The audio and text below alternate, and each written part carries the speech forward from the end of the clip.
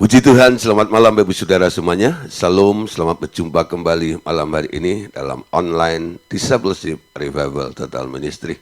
Puji Tuhan, malam hari ini kita bisa berjumpa kembali untuk melanjutkan materi pelajaran kita, ya. Nah, malam hari ini tema yang akan kita bahas kelanjutan dari kemarin, ya. Masih bicara tentang tingkat pertumbuhan rohani, ya. Nah, saudara, kita harus mulai bertumbuh dari bayi rohani harus menjadi yang dewasa, ya, orang Kristen yang matang, yang dewasa. Nah, jadi definisinya bayi itu selalu ditolong, ya. Nah, hubungannya dengan Tuhan selalu dibantu, baik dengan majalah-majalah kayak seperti renungan harian gitu. Tapi kalau baca Alkitab sendiri nggak ngerti gitu, ya. Kalau doa kalau macam nggak pernah ketemu Tuhan, lalu minta tolong sama mentor atau hamba-hamba Tuhan, tolong dong gitu, ya. Modelnya seperti itu, ya. Nah, di sini saudara kita lihat orang-orang semacam ini nggak pernah mengalami pertumbuhan di dalam Tuhan. Kenapa? Karena penghalang-penghalang pertumbuhannya karena selalu bergantung dengan orang-orang lain.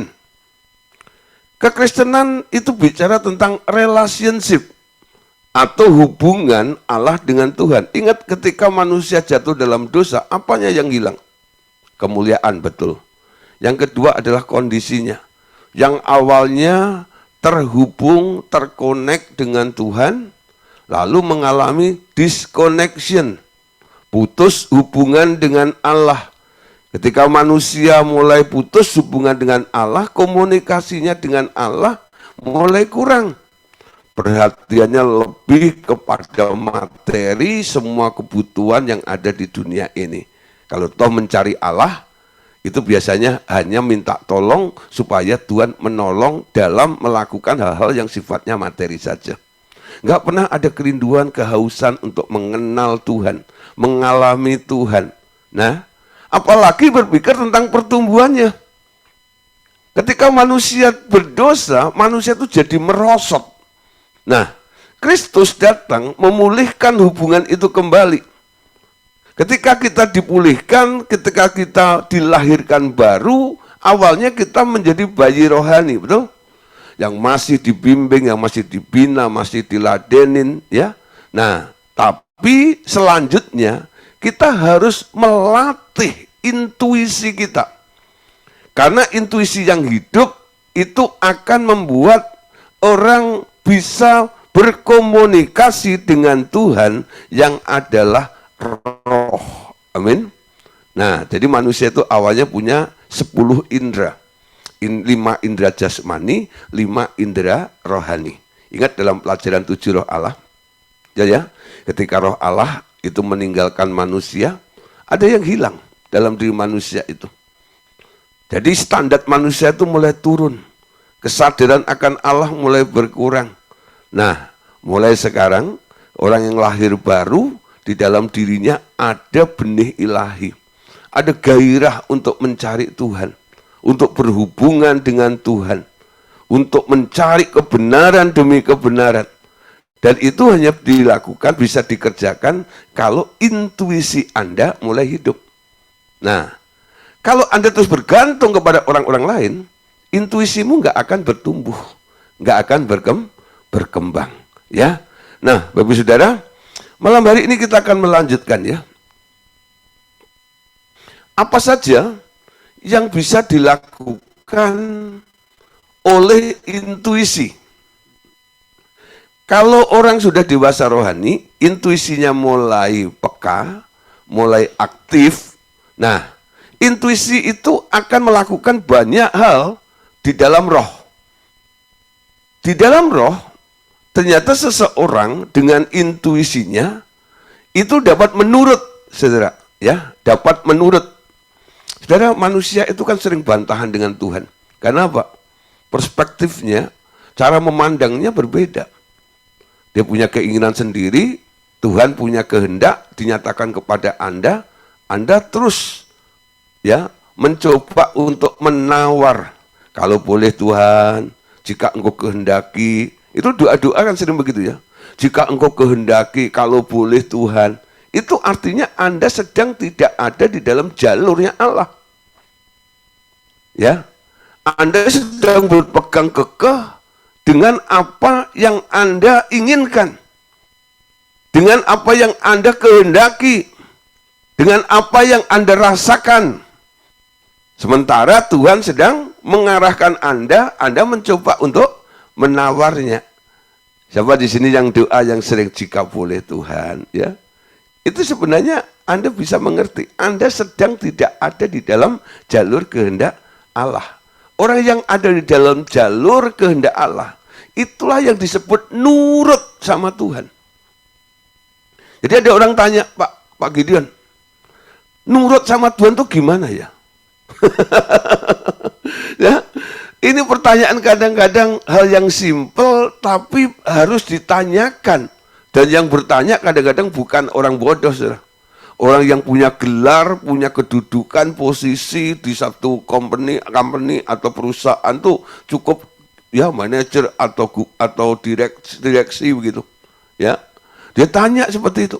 Nurut sama Tuhan tuh gimana ya, Pak? Dalam hati saya, kamu tuh orang pinter, ya nurut sama Tuhan aja nggak ngerti. Ya, sebenarnya apa? Mereka kesulitan untuk nurut sehingga dia nggak mengerti bagaimana caranya untuk nurut itu. Tapi sebenarnya pengertian kata nurut dia sudah tahu.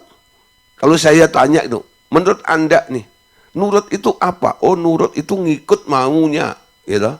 Nurut itu pokoknya ya dia ngomong kita jalanin. Nah, tahu gitu. Kenapa mesti tanya? Hehehehe, ketawa itu. Dari ketawanya saya ngerti. Kamu nggak bisa nurut kan? Bukan nggak mau nurut, kadang-kadang nggak bisa nurut, saudara ya. Kenapa nggak bisa nurut? Nah, saudara, dengan kekuatanmu sendiri, engkau nggak bisa nurut Tuhan.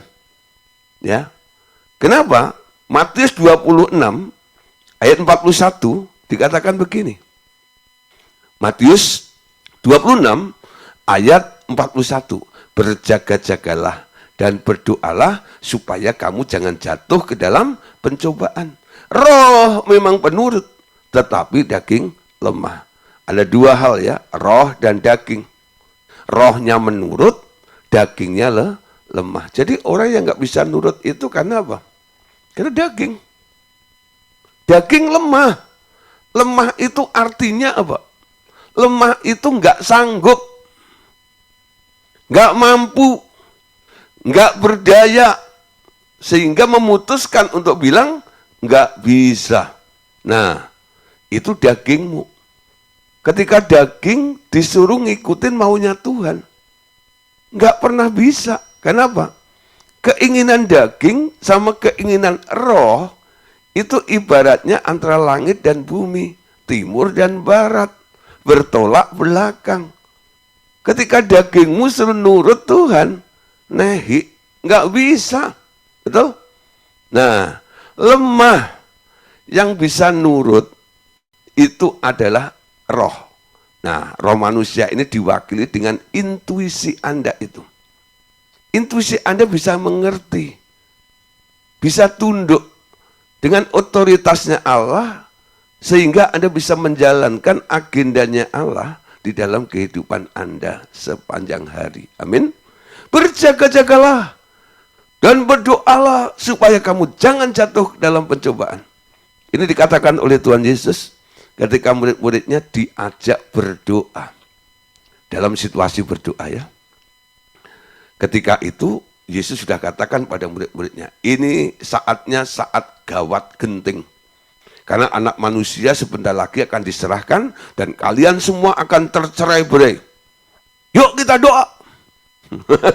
Saudara, kalau ada kondisi darurat seperti itu, lalu Anda diajak berdoa, sebenarnya Anda serius gak dalam doanya? Iya dong. Karena apa? Efeknya, dampaknya itu ada dua. Yang pertama akan kehilangan Tuhan. Yang kedua apa? Imannya akan goncang. Tapi saudara, maksud hati memeluk gunung Tapi apa daya gunungnya meletus. Apa daya tangan tak sampai, ya. Tangan tak sampai. Nah, saudara, kita lihat di sini.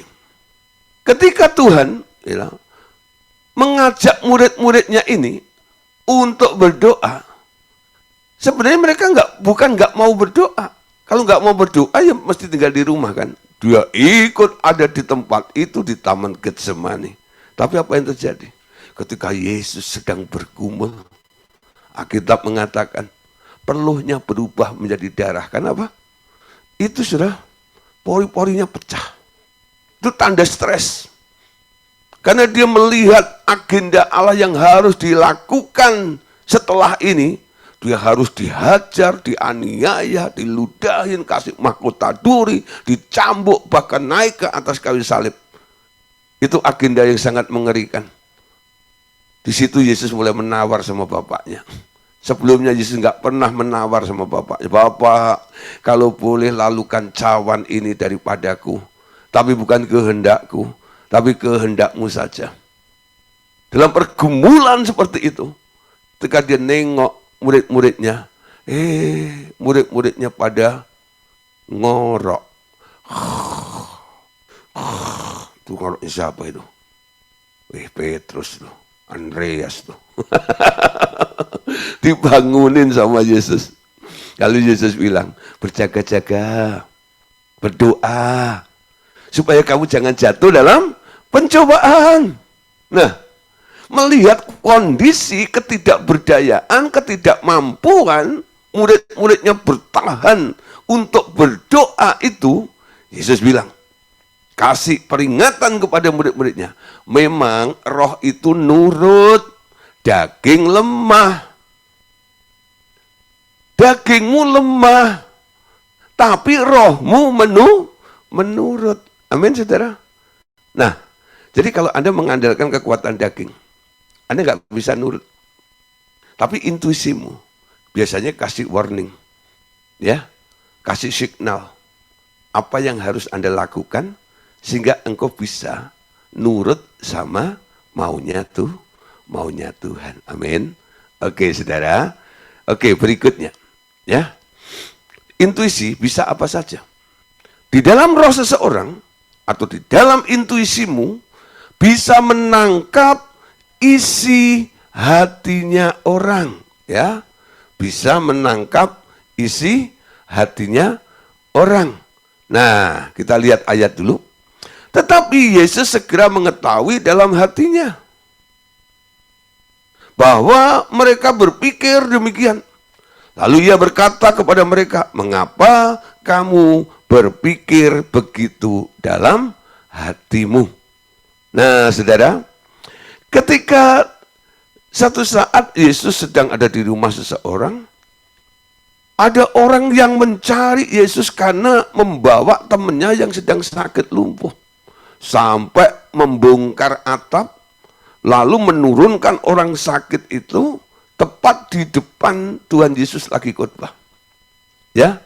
Nah, ketika Yesus melihat iman mereka, berkatalah Yesus kepada orang lumpuh itu, "Hei anakku, dosamu sudah diampuni."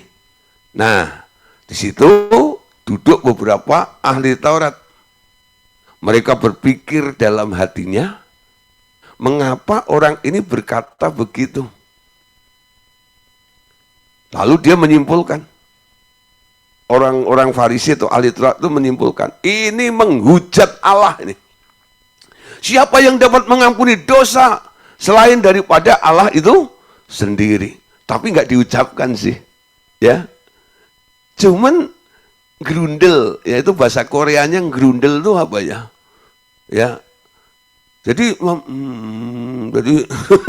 ada satu yang bergejolak di dalam hati, Nah itu kadang-kadang kalau hatinya nggak seneng gitu ya, ada sesuatu gitu, mukanya jadi ikut berubah gitu ya. Dari senyum itu jadi ya lonjong kayak pepaya Bangkok gitu ya. Nah, ya ngedumel gitu ya, apa?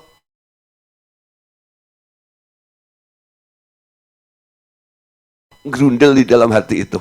Ya, melihat, mengetahui di dalam hati orang itu apa yang dipikirkan ya oleh orang itu. Nah, saudara, lalu Yesus mengatakan gini, lebih mudah mana mengatakan kepada orang lumpuh ini, dosamu sudah diampuni, atau berdirilah dan jadilah sembuh. Jadi saudara, dua hal, ya, menurut orang Farisi hal yang berbeda, tapi bagi Yesus itu hal yang sama. Tentang mengampuni dosa dan membuat orang lumpuh bisa berjalan, itu sebenarnya hal yang sama.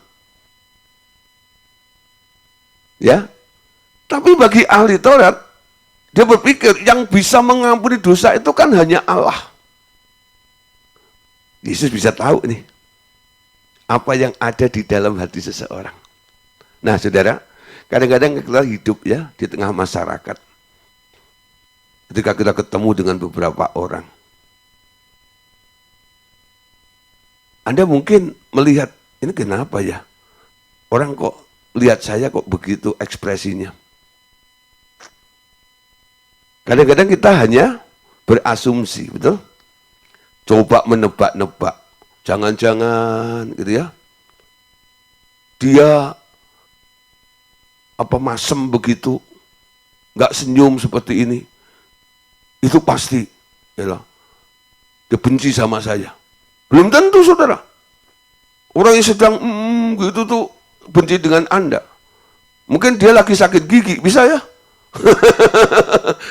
Ya, nah, atau lagi kebelet saudara ya, nahan sehingga dia nggak bisa senyum, kadang-kadang menahan gitu, bisa aja.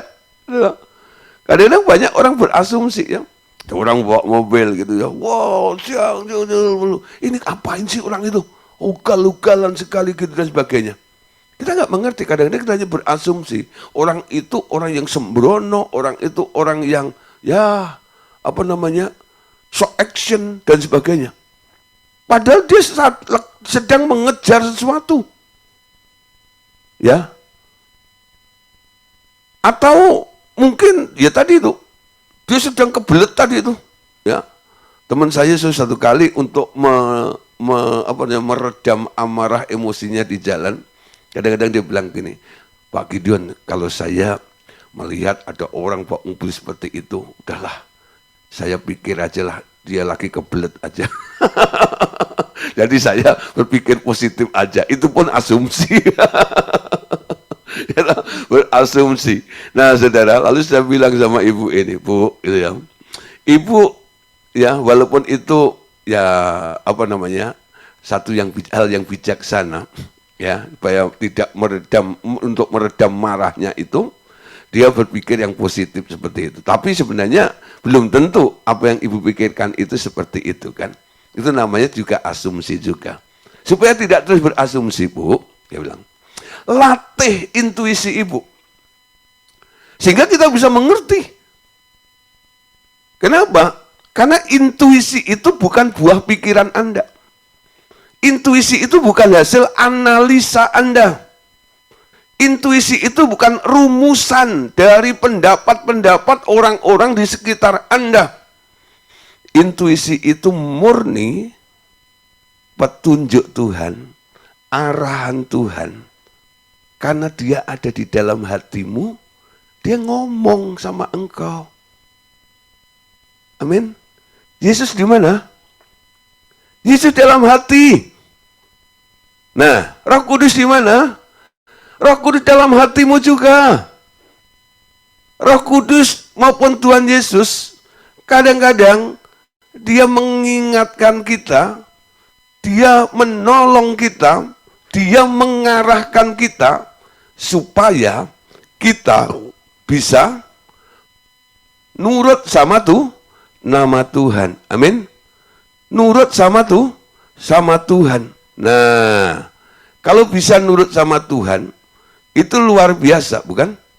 Tapi banyak orang, saudara, kadang-kadang sulit untuk nurut sama surut nama Tuhan. Kenapa? Karena ya dia masih berpikir menggunakan kekuatannya sendiri. Asah intuisi Anda. Nanti Anda akan keluar dari daerah berasumsi, tapi apa yang Anda pikirkan, apa yang Anda rumuskan tentang sesuatu itu tepat karena Tuhan yang menyatakannya kepada Anda. Amin. Nah, saudara, kita lihat lagi, saudara, ya. Apa yang bisa dikatakan oleh roh itu? Di dalam intuisi atau di dalam roh seseorang itu dapat mendesah. Nah, mendesah. Markus 8 ayat 12.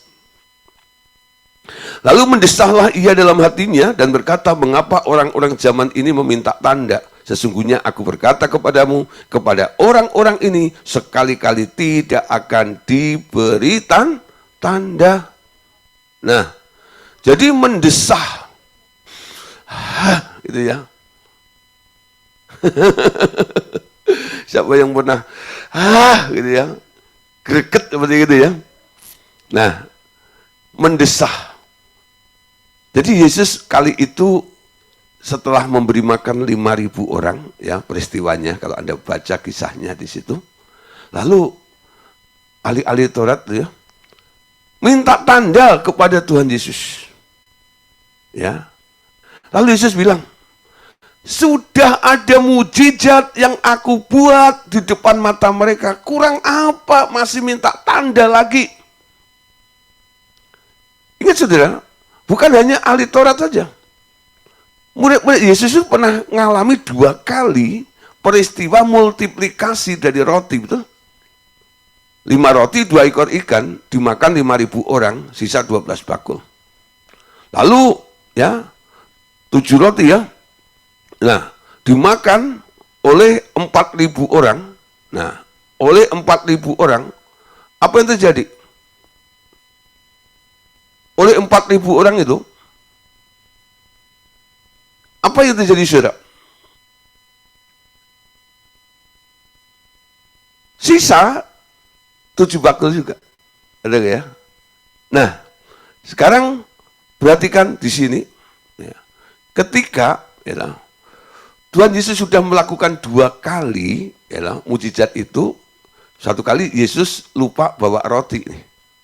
Lalu bilang sama murid-muridnya bahwa hati-hati dengan ragi orang Saduki.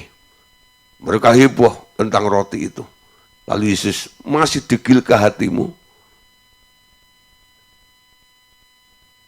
2 kali kamu melihat aku bisa multiplikasi roti itu. Saudara, kita kadang-kadang begitu ya. Berapa kali kita ngalamin disembuhkan oleh Tuhan. Berapa kali kita ngalamin ditolong oleh Tuhan. Tapi kita ketika menghadapi masalah, masih kadang-kadang, Tuhan, kasih tanda ya. Saudara, jawaban Tuhan itu pasti.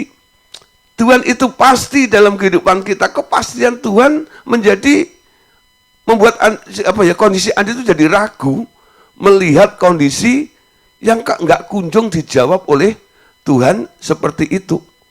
Nah, dari sini saudara, kita mulai belajar. Belajar apa? Belajar untuk mau nurut sama Tuhan itu loh. Ya, nurut sama Tuhan. Nah, Bapak Ibu Saudara, sekarang kita lihat ya. Selain dapat untuk mendesah, bisa mendesah karena kondisi seperti itu. Seperti itu. Ternyata intuisi Anda itu juga bisa mendorong Anda untuk Anda bisa menyembah Tuhan. Ya, menyembah Tuhan. Ada beberapa orang kadang-kadang, Pak, aku sulit banget nyembah Tuhan. Saya hanya bisa nyembah Tuhan kalau pas ikut Zumba, Pak. Sebelum mulai diajak memuji, menyembah Tuhan. Lalu ikut, tapi kalau sudah selesai itu, nyembah itu kok nggak bisa ya Pak, seperti apa? Jadi saudara, orang-orang seperti ini, ya, dia hanya bisa ngalami Tuhan dalam korporat, ya, dalam pertemuan bersama-sama seperti ini. Tapi kalau sendiri sudah nggak bisa. Kalau rohmu, intuisimu Anda latih, Walaupun Anda seorang diri dalam kondisi apapun juga, itu saudara, dorongan untuk menyembah itu ada di dalam diri Anda. Karena menyembah itu bukan dengan akal budi. Yohanes pasal 4 ayat 23 katakan begini, tetapi saatnya akan datang dan sudah tiba sekarang bahwa penyembah-penyembah benar akan menyembah Bapa dalam roh dan kebenaran. Sebab Bapa mencari orang-orang yang menyembah Dia secara demikian. Nah, saudara, menyembah Bapa dalam roh, dalam intuisi. Jangan Anda berpikir, aku mau ngomong apa ya? Nah, saudara, mengalir saja. Banyak orang kadang-kadang ya nggak bisa flowing in the spirit, dalam hadirat Tuhan. Nah, ini harus dilatih intuisinya. Kalau Anda nggak melatih intuisi Anda, saya percaya saudara, kalau Anda mau menyembah, harus nebeng, hadirat Allah terjadi, Anda baru bisa merasakan hadirat Allah. Padahal Allah itu hadir di mana saja, kapan saja, dalam situasi apapun juga. Amin. Nah, terus saudara, intuisi Anda di dalam roh, seseorang ternyata dapat merasakan tertawan. Ya, dapat merasakan tertawan. Coba lihat ini. Kisah 20-22. Tetapi sekarang sebagai tawanan roh, aku pergi ke Yerusalem dan aku tidak tahu apa yang akan terjadi atas diriku di situ. Saudara, ketika Paulus harus pergi ke Yerusalem, secara roh, intuisinya sudah bisa mendeteksi apa yang akan terjadi di sana. Sehingga dia pamitan sama murid-muridnya. Sebentar lagi kamu nggak akan ketemu aku lagi. Ya, banyak hal yang sulit. Kamu nggak usah ikut ke sana ya. Nanti kamu kebawa-bawa. Biarkan aku pergi sendiri. Kenapa Paulus bisa melihat, merasakan bisa ngerti tentang apa yang akan dia alami di Yerusalem ini? Di dalam roh, intuisinya sudah mendeteksi. Setor nyawa ini kalau ke Yerusalem. Ya. Tapi dia nggak gentar. Karena Tuhan harus membawa Paulus ke sana untuk ketemu dengan orang-orang hebat yang ada di sana. Injil harus diberitakan di sana. Hidup bagi Kristus, mati adalah keuntungan. Bahkan dia katakan, tentang diriku sendiri, nyawaku tidak aku pedulikan. Yang penting aku mau melakukan apa yang Tuhan sukai ini. Amin. Nah, intuisi bisa apa lagi? Di dalam roh, seseorang dapat menyala-nyala, on fire. Ya, Roma 12 ayat 11. Janganlah hendaknya kerajinanmu kendor, biarlah rohmu menyala-nyala dan layanilah Tuhan. Dalam kita melayani Tuhan, saudara, ada kalanya suka dan duka, amin. Enggak setiap hari kalau Anda melayani Tuhan selalu orang memuji Anda. Wah, hebat ya, bagus ya, ini dan itu dan sebagainya. Tapi satu kali mungkin Anda difitnah, Anda diomongin, Anda ditolak. Ketika Anda dipuji, ketika Anda disanjung, ketika engkau dihargai, wah, saudara, apa yang terjadi? Anda semangat dalam melayani, betul ya? Wah, tapi ketika Anda mulai dihujat, mulai dihina, mulai ditolak, biasanya ambles. Buat apa melayani? Emangnya aku melayani cari duit? Ya, aku melayani ongkos sendiri tahu. Dari kota ke kota, bayar tiket sendiri, hotel sendiri, makan sendiri. Bahkan kadang-kadang harus meninggalin, ya, harus kasih juga orang-orang hamba-hamba Tuhan yang ada di sana dan sebagainya. Udah begitu, Anda sudah berkorban banyak, tahu diomongin, rasanya jengkel luar biasa. Terus karena jengkel seperti itu, mulai ambles. Dah, nggak perlu lagi lah. Buat apa? Tapi saudara, dalam keadaan disanjung, dalam keadaan dihargai, diterima maupun ditolak, Anda bisa tetap on fire. Anda tetap menyala-nyala. Kenapa? Intuisimu. Tidak dikerjakan oleh pikiran dan dagingmu. Betul? Intuisi. Itu bisa mengatasi segala situasi dan keadaan di sekitar Anda. Ya. Nah, saudara, terus di dalam intuisi apa yang terjadi? Nah, ini yang penting lagi. Intuisi itu bisa apa? Di dalam roh, seseorang dapat mengetahui apa yang terjadi di dalam hatinya sendiri. 1 Korintus 2:11. Siapa di antara manusia yang tahu apa yang terdapat dalam diri manusia selain roh manusia sendiri yang ada di dalam dia? Demikian pula lah tidak ada orang yang tahu apa yang terdapat di dalam diri Allah selain roh Allah. Nah, saudara, yang tahu tentang Anda ya Anda sendiri, betul? Tapi kadang-kadang orang kan lucu ya. Dia datang kepada seorang hamba Tuhan. Saya pernah didatengin oleh seseorang, Pak, kenapa ya Pak? Saya itu kok sedih terus ya? Ada apa ya Pak? Ini gimana ya Pak? Lah, kamu ngalami apa? Ya itu justru Pak, aku nggak ngerti. Nah, bingung kan? Biasanya paling gampang ya, seseorang datang kepada konselor atau kepada mentor hamba Tuhan. Dia bilang, Pak, saya begini. Dia tahu tentang apa yang terjadi dalam dirinya, betul? Tapi saudara, kalau Anda ketemu dengan orang yang nggak ngerti apa yang terjadi bergejolak dalam dirinya, lalu Anda suruh nebak, gimana bisa? Yang tahu tentang diri orang itu, ya roh orang itu sendiri, betul?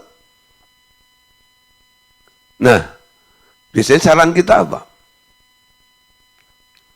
Tapi kebanyakan yang dilakukan oleh orang-orang, para mentor begini. Bentar ya, kita berdoa, kita cari tahu tentang itu.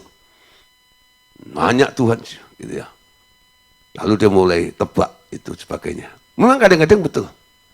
Tapi sebenarnya itu menghentikan proses pertumbuhan rohani seseorang. Dalam kondisi seperti ini, harusnya seorang mentor bilang begini. Ya, oke, coba. Ada Roh Kudus dalam hatimu. Berhenti berpikir, jangan kamu lepaskan diri dari semua apa yang engkau sedang rasakan. Tolak semua yang engkau rasakan itu. Lalu tanya Tuhan yang ada di dalam dirimu. Tentu ada yang bunyi di sini. Memberitahu kenapa dia sedih. Ya. Kenapa dia, ya apa saja, nanti semua yang ada di dalam hati orang itu dinyatakan oleh roh yang ada di dalam diri orang itu. Intuisinya menjawab. Amin. Nah, bagian terakhirnya saudara, apa yang dilakukan oleh intuisi, ya. Nah, apa? Di dalam roh seseorang dapat bersukacita dan mengucap syukur. Nah, 1 Korintus 14:16, sebab jika engkau mengucap syukur dengan rohmu saja, bagaimanakah orang biasa yang hadir sebagai pendengar dapat mengatakan amin atas pengucapan syukurmu? Bukankah ia tidak tahu apa yang engkau katakan? Ya. Nah, ini konteksnya saudara.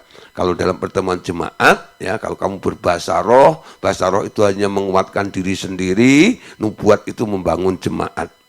Kalau engkau menyatakan syukurmu, kalau hanya ada di dalam hatimu tok, orang lain nggak bisa mendengar, nggak ikut bersyukur.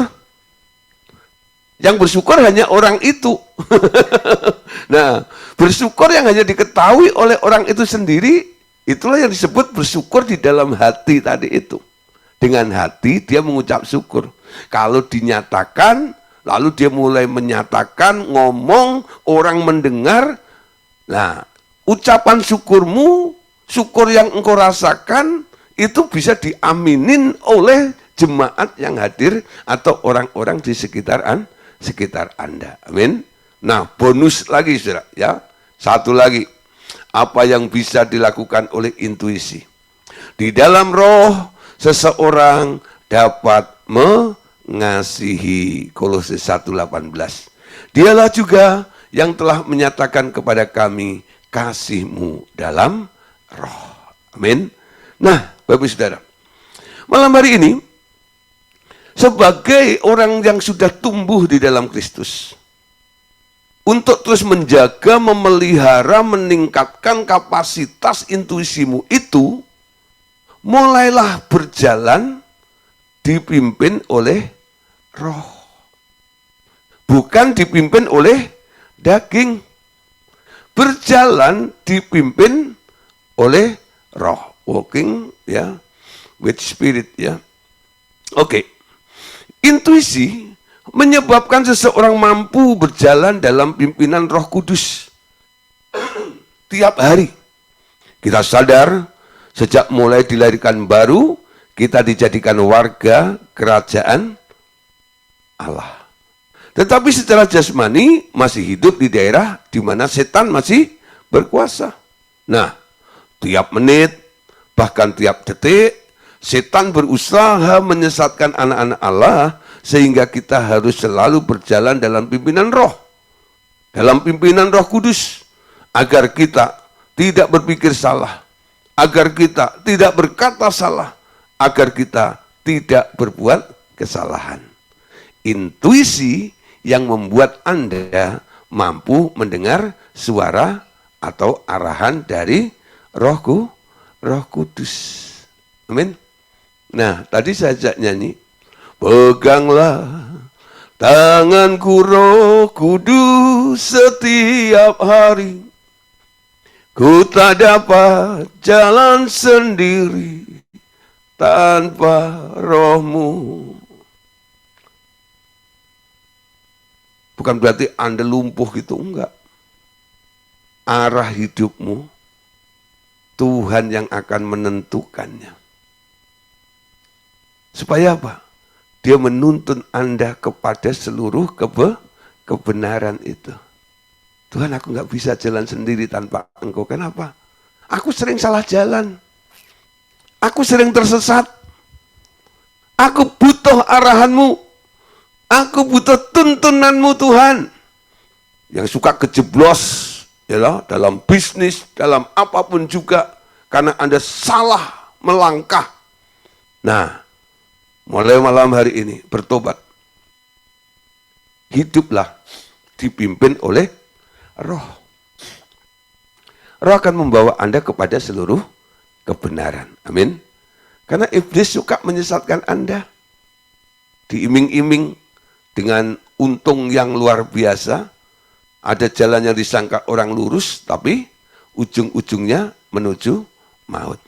Nah, untuk melakukan kehendak Allah, orang percaya hanya harus mengikuti dorongan intuisinya. Tak perlu bertanya-tanya kepada orang lain ataupun dirinya sendiri. Yang tepat tanya Roh Kudus. Amin. Jangan tanya orang lain. Jangan tanya ke dirimu sendiri. Apalagi kata Ebit GAD, bertanyalah pada rumput yang bergoyang. Jawabannya cuman embuh ora weruh, kuyang-kuyang ketiup angin. Kalau mereka mencoba untuk menjawab berdasarkan analisa pertimbangan mereka, nah, hanya dilihat apa yang baik, belum tentu yang benar. Ujung-ujungnya Anda kan ngerti, waduh salah. Nah, di sini Anda banyak buang waktu berjalan dalam kesalahan demi kesalahan. Allah lakukan restart lagi dalam hidup Anda, kembali dari titik nol. Nah, baru ketemu Tuhan lagi di sana. Ya. Nah, saudara, di dalam diri manusia itu ada namanya urapan. Urapan dasar. Urapan yang ada padanya akan mengajarkan segala sesuatu yang perlu. Urapan ini tak akan membiarkannya membuat keputusan-keputusan sendiri. Urapan itu membuat intuisi Anda berfungsi dan mengembangkan kesanggupannya menangkap hal-hal yang dari alam roh. Pertanyaannya, bagaimana Roh Kudus akan dapat memimpin seorang percaya untuk mengetahui seluruh kebenaran dan memberitahu hal-hal yang akan datang? Itu dilakukan oleh Roh Kudus dengan intuisi di dalam hati orang percaya. Amin. Nah, beberapa ayat dasarnya Galatia 5, 25-26. Jikalau kita hidup oleh roh, baiklah hidup kita juga dipimpin oleh roh. Perhatikan saudara, dua hal. Hidup oleh roh, konsekuensinya Anda harus mau dipimpin oleh roh. Siapa yang memimpin Anda? Keputusan apa yang Anda ambil? Siapa yang memutuskannya? Itu perlu Anda catat baik-baik. Ini keputusan siapa? Keputusan bersama? Keputusan saya? Atau keputusan Tuhan?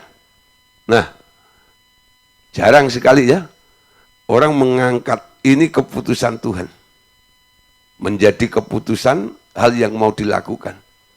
Paling banyak kalau dia ragu dengan keputusan sendiri, dia coba tanya kiri kanan, lalu diakumulasi, ya kira-kira mana yang lebih banyak dari pendapat orang-orang di sekitarnya. Nah, lalu mengikuti pimpinan daripada kata orang, betul? Karena mereka punya pengalaman sendiri-sendiri. Dan buktinya berhasil ini dan itu. Nah, akhirnya Anda mulai ikutin kata orang. Apa kata Tuhan? Apa kata roh?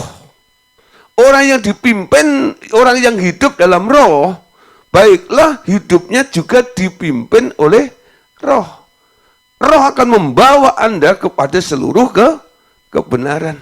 Nah, urapan yang ada dalam diri Anda akan mengajar Anda. Dan pengajarannya itu benar. Amin. 1 Yohanes 2:27. Sebab di dalam diri kamu tetap ada pengurapan yang telah kamu terima dari Dia. Karena itu, kamu tidak perlu diajar oleh orang lain. Tetapi, sebagaimana pengurapannya mengajar kamu tentang segala sesuatu, dan pengajarannya itu benar, bukan dusta, dan sebagaimana ia dahulu telah mengajar kamu, demikianlah hendaknya kamu tetap tinggal di dalam Dia. Pengurapannya mengajar tentang segala sesuatu, amin. Dan pengajarannya itu benar, bukan dusta. Intuisimu akan memberikan satu informasi kebenaran, betul? Pertimbangan otakmu kadang-kadang hanya mengkalkulasi tentang hal yang baik. Tapi yang baik belum tentu benar. Roh membawa Anda, urapan yang ada di dalam diri Anda, itu akan menuntun Anda kepada kebenaran itu. Amin. Nah, Yohanes 16 ayat 13. Tetapi apabila ia datang, yaitu roh kebenaran, ia akan memimpin kamu ke dalam seluruh kebenaran. Sebab ia tidak berkata-kata dari dirinya sendiri, tetapi segala sesuatu yang didengarnya itulah yang akan dikatakannya. Dan ia akan memberitakan kepadamu hal-hal yang akan datang. Ya, Anda tahu saudara? Roh Kudus yang ada dalam diri Anda, kalau dia ngomong bukan dasarnya dia ngomong sendiri. Dia dapatnya juga dari Bapa, dari Tuhan Yesus. Jadi melalui beberapa penyaringan. Bapak bicara, Yesus ngomong, Roh Kudus tangkap, dia sampaikan kepada Anda. Intuisimu yang menangkap. Anda hidup di dalam kebenaran, berjalan di dalam kebenaran. Betul?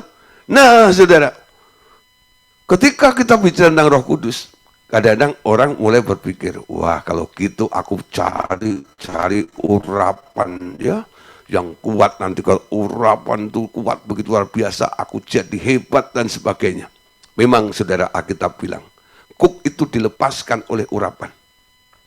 Ya, masalah Anda bisa dibereskan dengan namanya urapan. Ketika engkau punya urapannya itu mampu untuk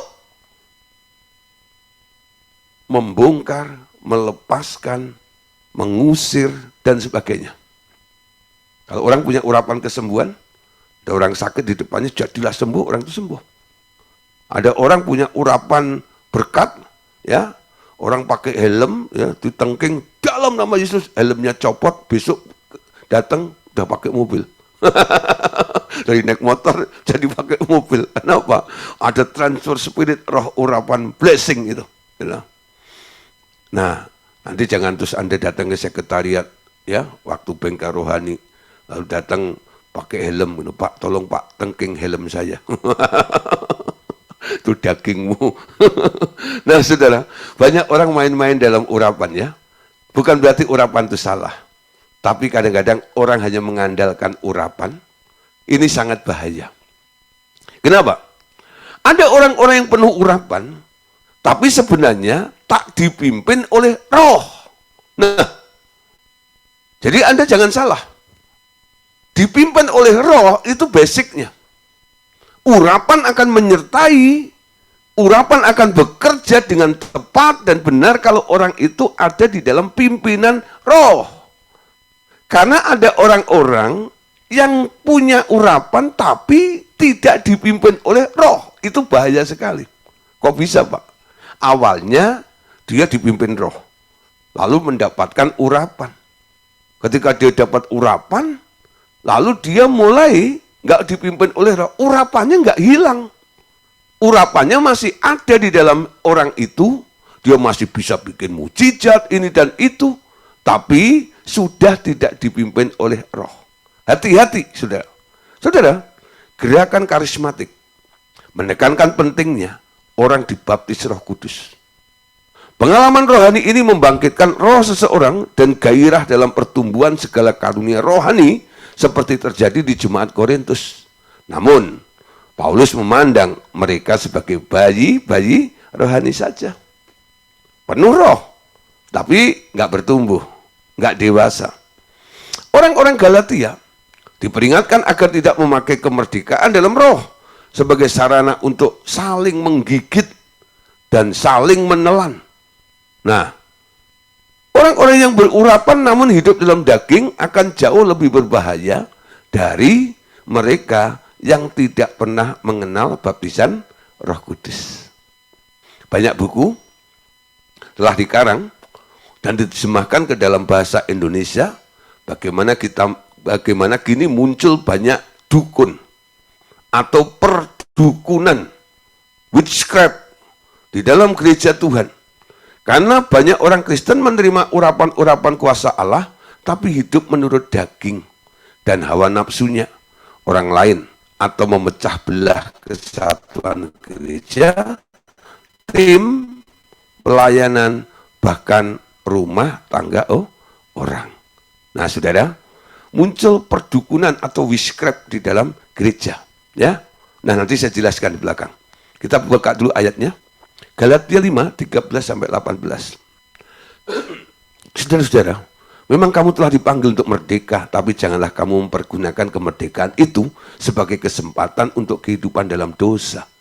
Melainkan layanilah seorang akan yang lain oleh kasih. Sebab seluruh hukum Taurat tercatut dalam satu firman ini, yaitu kasihlah sesamamu manusia seperti dirimu sendiri. Tetapi jikalau kamu saling menggigit dan saling menelan, awaslah supaya jangan kamu saling membinasakan. Maksudku ialah, hiduplah oleh roh, maka kamu tidak akan menuruti keinginan daging. Sebab keinginan daging berlawanan dengan keinginan roh, dan keinginan roh berlawanan dengan keinginan daging.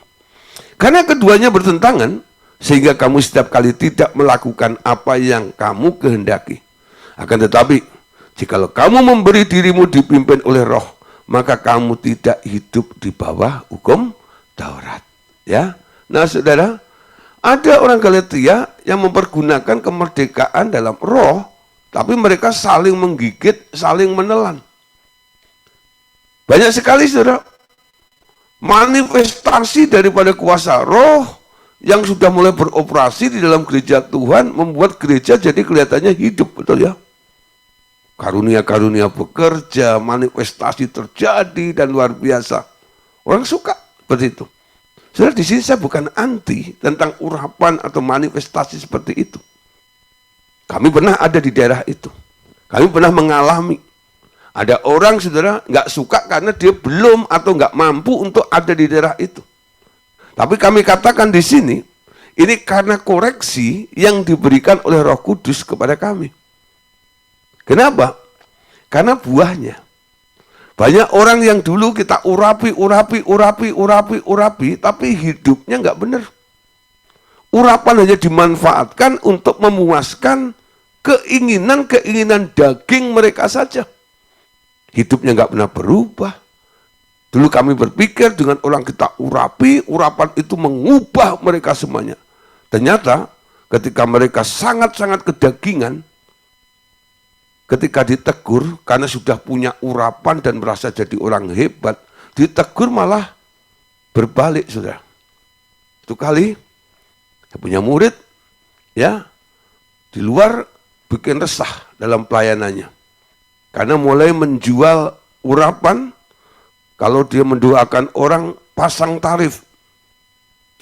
Ketika beberapa orang tahu itu muridnya Pak Gideon, lalu telepon saya, Pak Gideon, si A itu gimana? Murid Bapak kan dulu. Oh iya, kenapa? Itu Pak, ada orang Pak sakit, ya, dia tanya, mau doain? Wani piro? Kalau kamu ya pergi ke Pineng, tumor gitu kira-kira berapa? Sama saya setengah aja. Pak, saya dengar seperti itu Pak, saya kok jadi risih dan sebagainya. Makanya saya cerita sama Bapak ini.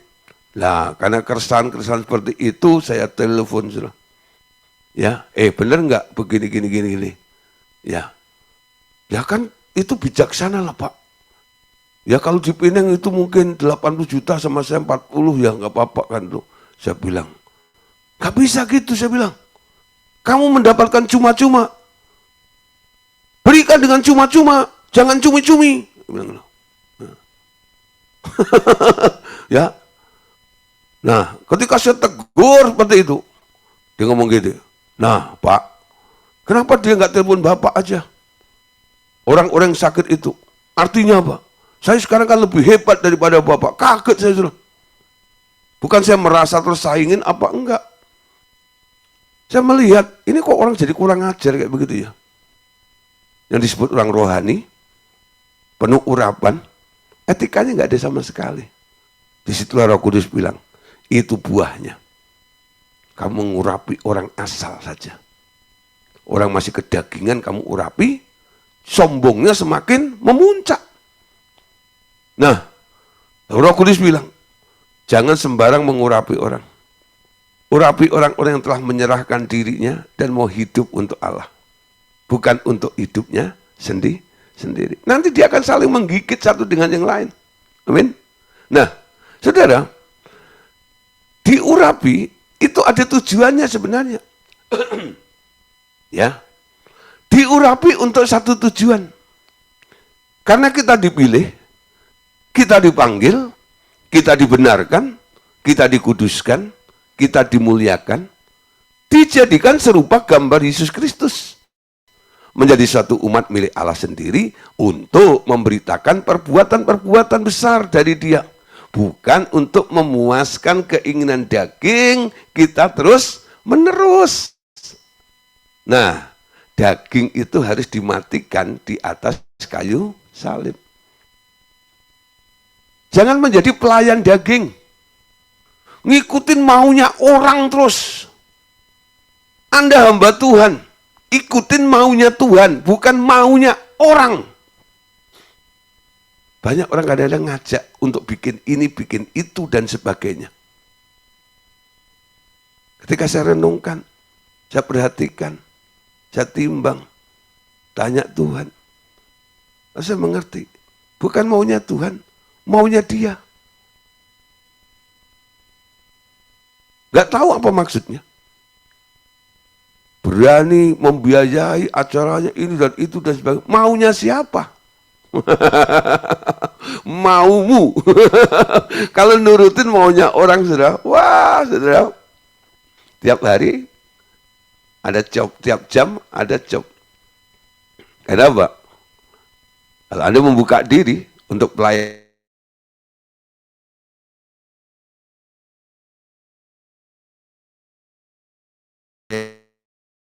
daging seperti itu, daging itu agak, daging itu butuh. Ini harus bahaya ya, Anda memilih.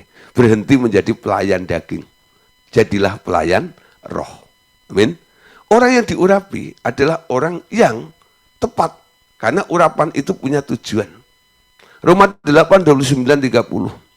Sebab semua orang yang dipilihnya dari semula. Mereka juga ditentukannya dari semula untuk menjadi serupa dengan gambarnya, supaya ia anaknya itu menjadi sang sulung di antara banyak saudara. Mereka yang ditentukannya dari semula, mereka itu juga dipanggilnya. Mereka yang dipanggilnya, mereka itu juga yang dibenarkannya. Amin. Ya. Mereka yang dibenarkannya, mereka itu juga yang dimuliakannya. Anda tahu? Anda dipanggil serupa dengan gambarnya Tuhan. Titus 2:14. Yang telah menyerahkan dirinya bagi kita untuk membebaskan kita dari segala kejahatan dan untuk menguduskan baginya sendiri suatu umat miliknya sendiri, ya, yang rajin berbuat baik. Anda itu menjadi yang spesial, ya, umat spesial di hadapan Allah. Amin. 1 Petrus 2:9 juga sama. Tetapi kamulah bangsa yang terpilih, imamat yang rajani, bangsa yang kudus, umat Allah sendiri, ya, umat spesial yang dimiliki oleh Allah, supaya kamu memberitakan perbuatan yang besar dari Dia yang memanggil kamu keluar dari kegelapan kepada terangnya yang ajaib. Amin. Nah, saudara, bertumbuh ke sana. Dimiliki oleh Tuhan. Ikut tuh Tuhan. Amin. Nah, dipanggil dari kegelapan kepada terang yang ajaib itu. Nah, saudara, malam hari ini ya, kita tutup dengan penghalang pertumbuhan rohani. Apa sih penghalang yang paling membahayakan secara umum, ya? Hidup dalam, nah, camkan baik-baik. Hidup dalam daging itu berseteru dengan Allah. Nah, kalau berseteru dengan Allah, tak dapat tunduk kepada kehendak Allah. Karena berseteru, nggak bisa tunduk, tak berguna bagi rencanaannya Allah. Karena nggak berguna bagi rencananya Allah, akhirnya bahkan sebaliknya menjadi lawan pekerjaan Allah, saudara. Karena apa? Karena hidup di dalam daging, nggak hidup di dalam roh. Ya, betapa banyak orang Kristen yang hanya mau diselamatkan dari hukuman kekal, mau menerima berkat-berkat rohani dan jasmani, bahkan mau menerima urapan-urapan Roh Kudus untuk memperoleh kepuasan diri sendiri, karena dapat menyembuhkan orang sakit, dapat mengusir setan-setan, tapi tak mau bertumbuh dalam mendengar suara Tuhan, agar dapat dipimpin penuh oleh Roh Kudus. Kalau ada malam pengurapan ilahi gitu ya, malam terobosan, wah yang ikut banyak. Ada orang-orang yang kulakkan urapan. Karena besok mau pelayanan tuh, masuk dalam persekutuan, ya, kelompok orang-orang yang Jangan menyembah-nyembah segala macam. Supaya powerful. Supaya apa? Besok khotbahnya powerful. Penuh dengan urapan. Mengena sasaran. Wow. Menghadapi masalah-masalah. Dia bisa bereskan semuanya itu. Banyak orang suka menjadi orang yang bisa membereskan segala macam masalah. Menjawab setiap masalah. Amin. Tapi banyak orang yang nggak mau, bahkan nggak peduli, nggak suka dipimpin oleh Roh Allah. Bedakan, ya, melakukan sesuatu tanpa dipimpin oleh Roh Allah. Itu bisa terjadi. Bahkan kadang-kadang bisa hebat juga. Ada orang tanya, Pak, kok bisa ya? Karena ketika mereka mengangkat nama Yesus di atas segalanya. Allah membela namanya supaya tidak dijadikan pecundang, walaupun yang mengatakan itu, mengucapkan itu, pakai nama itu, orangnya nggak dipimpin oleh Roh. Bisa terjadi mujizat? Bisa. Ingat Matius 7. Nggak semua orang yang nurut sama Tuhan. Mereka adalah orang-orang yang bisa bernubuat, menyembuhkan orang sakit, bangkitkan orang mati. Lalu Tuhan bilang, aku nggak kenal engkau, hei kamu pembuat kejahatan. Karena yang kamu lakukan bukan produkku, bukan keinginanku. Itu maumu, keinginanmu sendiri. Hati-hati main urapan di sini. Saya nggak alergi dengan urapan ya. Saya masih ada urapan. Mau ditengking? Nah, saudara, tapi saya nggak sembarang melepaskan urapan itu. Apalagi kalau orang itu masih kedagingan luar biasa, sangat bahaya memberikan urapan pada orang yang sangat kedagingan. Amin. Nah, terus saudara, masalah hidup dalam daging ini adalah hal yang paling serius dalam hidup orang Kristen. Kenapa? Karena mereka yang telah menerima keselamatan di dalam Tuhan Yesus akan dengan mudah disesatkan. Ya. Akan mudah disesatkan setan sampai kehilangan keselamatannya lagi. Bahkan dapat diperalat setan menjadi musuh gereja Tuhan yang benar sambil berkedok menjadi gereja Kristen yang berkembang dengan pesat. Nah, saudara, bedakan hasil dan nilai. Hasil tidak bisa ya menjadi patokan ukuran bahwa apa yang dikerjakan itu sudah tepat di dalam track jalurnya Tuhan. Anda tahu, gereja-gereja yang besar, kelihatannya berhasil ya. Tapi di dalamnya saling menggigit, seperti Galatia tadi. Saling membunuh. Bisa terjadi seperti itu. Kenapa? Dasar pelayanannya apa? Pelayanan didasari oleh karena dipimpin oleh Roh. Itu beda. Bukan berarti yang dipimpin Roh itu nggak bisa jadi besar. Bisa. Betul ya? Tapi yang nggak dipimpin Roh biasanya hanya memfokuskan bagaimana supaya bisa jadi besar, lalu menghalalkan segala macam cara. Yang penting besar. Yang penting hebat. Apakah berkenan tepat seperti keinginan Allah? Belum tentu. Karena adanya persaingan. Dia nggak mau kalah. Dia mau bikin gereja yang lebih besar dari yang lainnya. Dasarnya apa? Nggak mau disaingin. Pengen lebih hebat. Dasarnya udah keliru, betul? Pecah gereja satu dengan lain. Bikin gereja lagi. Hati nggak dibereskan. Membangun sebuah pelayanan.